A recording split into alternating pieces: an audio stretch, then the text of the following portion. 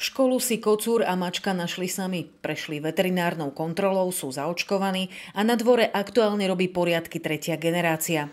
Denne prechádzajú svoj revír a lovia hlavne myši. Sú veľmi povahovo výborné, chytaním myši, fakt, že môžeme sa na nich úplne 100% spoľahnúť. Čiže tu teraz, keď sme prešli, žiadna myš, nič? Nič. Všetko krásne. Aj v triedách niekedy sa objavovali sem tam a teraz absolútne nič. Je to čisté. Škola nasadení mačiek ako prirodzených ničiteľov hlodavcov ročne ušetrí okolo 3 000 eur za deratizáciu, keďže máš 8 pavilónov.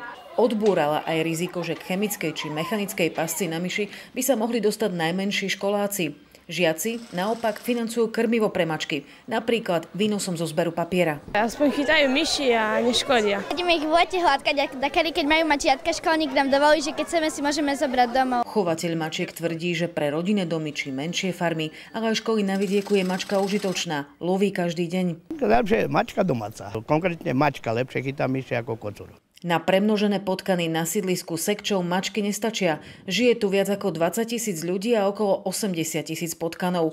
Len v Lani použili na ich likvidáciu 0,5 tony chemickej návnady. Treba urobiť dôkladnú celoplošnú deratizáciu, aby sa odstránili tieto veci. Bezproblémový prístup k potrave, hlavne v blízkosti kontajnerov, spôsobuje, že je najviac tu, v týchto miestach. Do konca mája by mali byť chemické návnady položené nielen na sídlisku Sekčov, ale aj v celom Prešove. Deratizáciu zopakujú aj na jeseň.